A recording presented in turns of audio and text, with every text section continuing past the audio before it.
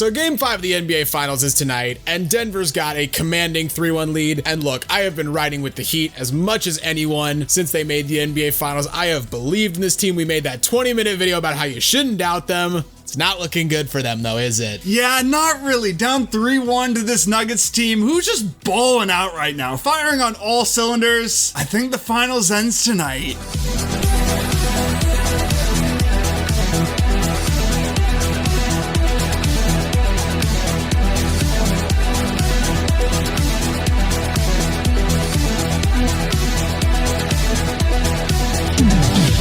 Before we start talking about the NBA Finals though, if you haven't already, make sure to leave this video a like, give us a subscribe, and hit that notification bell so you never miss out on one of our videos. Coming off game 2, I was feeling pretty good. You know, the Heat, they go on the road into Denver, tough place to play. They hand the Nuggets their first loss of the playoffs. I knew the Nuggets were going to come back strong in game 3. Before they came out a little stronger than even I thought they would. They won by 15 behind an all-time performance by Jokic and Jamal Murray. It was the only time two players had ever had two 30-point triple-doubles. Not just in the finals, not in the postseason, ever. And Jokic, he was just an absolute beast this game. He had complete control. He was dominating Bam. He had his fingerprints all over this game. Oh yeah, 32 points, 21 boards, 10 assists. There was one aesthetically pleasing moment where he had 40 minutes played, 30 points, 20 boards, and 10 assists. Just an unbelievable stat line. And then you get Jamal Murray giving you 34 points, 10 boards, 10 assists. Like you said, first pair of teammates ever in NBA history, period, not just the playoffs, to have 30-point triple-doubles. You're not beating that if you're the Heat. Yeah, it didn't even feel like Murray went off that much. He had that insane layup on Bam where it basically hit the top of the backboard, but then you check the box score and you're like, damn, Murray ate too. Jokic was the man, but when Murray does that as well, you're not going to beat the Nuggets. And the Nuggets, it wasn't like the rest of the team really stepped up either. The only player who played well was Christian Brown, who had the game of his life, scoring 15 points on 7 of 8 shooting in only 19 minutes. Yeah, he balled out. Michael Porter Jr. was awful again. Got benched. Yeah, he has not been good in the finals. Aaron Gordon was all right, 11 and 10 in the game, and KCP gave you 6 points in 28 minutes, so not really good. Bruce Brown didn't do much either. It was just mainly Jokic and Murray carrying the show. Yeah, the story about the Nuggets in these past 2 games in Miami has been their defense. They are just outright suffocating the Heat. In game 3, Jimmy Butler played okay. You know, he gave you 28 points on 11 of 24. Bam, again, I'll never understand how a center can consistently shoot under 50%. Vincent, Strus, Martin, Robinson, they all basically gave you nothing. There was a Udonis Haslem sighting, so that was neat. But overall, the Heat just couldn't score in this game. Yeah, I'm so shocked and surprised by this Nuggets defense because to start the year, they were a below average defensive team. They really picked it up in the second half of the season, but that was my big question mark. Is this team going to be good enough on defense to win the finals? And they definitely are. And their size is back to bothering Miami. Like, Miami was able to get around it a little bit in game 2. You know, they started Kevin Love. And that was a great adjustment for one game until the Nuggets figured it out, because the Nuggets bodied the Heat inside. They out-rebounded them 58-33, and they outscored them in the paint 60-34. The Nuggets didn't shoot amazing from 3. They only hit 5 threes in this game. They just went old-fashioned and dominated them in the paint. Yeah, you got Jokic, who's one of the best rebounders in the NBA. Then you got Aaron Gordon, solid rebounder. Michael Porter Jr., who's like 6'10" at small forward. KCP's not short either. You just got too many guys that can grab rebounds. Even Murray had 10 rebounds. So everyone on the team can basically rebound. That's tough to play against. Even a guy like Bruce Brown, you know he's crashing the glass. He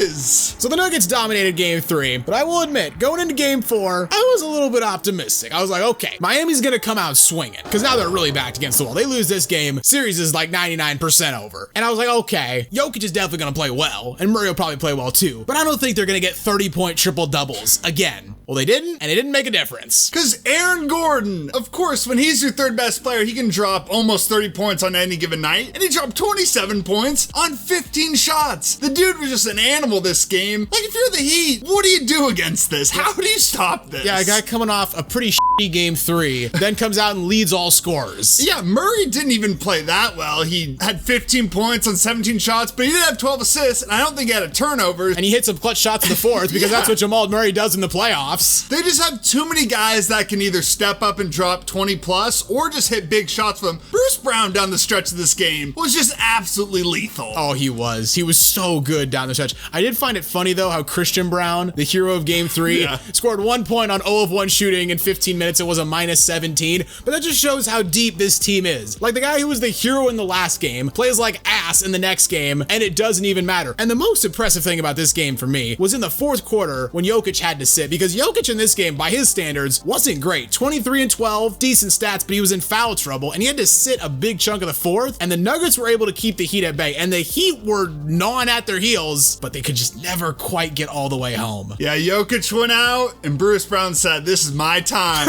This is my moment. All of America's watching. Time to have the game of my life." This is my main character moment. It was, though. Like I said, though, the Heat, they just struggled to score, and I think they might just finally be regressing to the mean, because the three-point shooting, high-scoring Miami Heat we've seen throughout this entire playoff run is not what they were for most of the season. For anyone who doesn't know, they were the lowest scoring team in the NBA all year, and the percentages that they're shooting from three and from the field are kind of just at their season averages. And again, Jimmy was okay, 25 points on 9 of 17. Bam was whatever, 20 points. Again, he shoots 8 of 19 from the field, under 50%. Also, is it just me, or does he get stripped a lot? He does. Like, he just loses the ball so often. Yeah, there's a reason the Miami Heat were an A seed. Like, all the credit in the world to them. What an insane run they had. But they're still an A seed, and there's never been an A seed that's won the finals. Because most of the time, they're not as talented as the teams they're playing against. When someone says something obvious, someone else usually says, "Thanks, Captain Obvious." I will say it's interesting, though. The Heat haven't cracked 100 points in 3 of the 4 games in this series, and the only game they did crack 100 points was game 2, and they won game 2. Gotta get 100 plus 3 games in a row, Miami. Starts tonight. So how about tonight? Is this series over? Yeah. It's over. I think it's over too. And look, are we being a little premature? Maybe. And we've been wrong before. Number 9, the Miami Heat. You are made of stupid. But I don't think we're wrong here, because Denver is just, they are operating on a different plane now. Jokic, Murray, some random role player is going to step up. I don't know who it is. It's probably KCP. Yeah, I got KCP hitting like 7 threes tonight. This is a KCP game. I will say, though, I think that the Heat are going to keep this game close. I think conventional wisdom says blowout, because you're down 3-1. You're now going on the road. You're probably thinking, all right, we're not winning this series. I mean, that's what human nature would do. But I think the Heat are proud. They got Heat culture. Spoelstra's going to get them ready to play. Jimmy's going to get them ready to play. I think this game is close, but I think Denver pulls away in the end and wins by about 7-8. I think it starts close and then it gets... You think Denver's blown out? Yeah, it gets a blown out here. Like in the second quarter, third quarter, they start hitting their threes and this game is over. Kind of quickly, maybe at halftime it's single digits, but I got this 15 plus. 15 plus? 15 plus. Like I said, KCP is going to be hitting threes. Michael Porter Jr., I'm calling it. This is the game he finally shows up and has a big game. It's just going to be too much for the Heat. Well, I'll call it. I think Michael Porter Jr. plays like ass again. Okay. But if KCP comes in and hits 7 threes, yeah, then you're done. Then you're going down hard. Respect for the Heat for all they've done. Oh, ton of respect. Whether win, lose, or draw, this is one of the great playoff runs in NBA history. But the season ends tonight. I think it does. That's the video, guys. How do you think Game 5 is going down tonight? I'd love to hear what you have to say in the comments down below. If you enjoyed the video, consider leaving it a like, as it really does help us out. And while you're here, why not check out some of our other videos as well? And don't forget to subscribe to Synthetic Sports.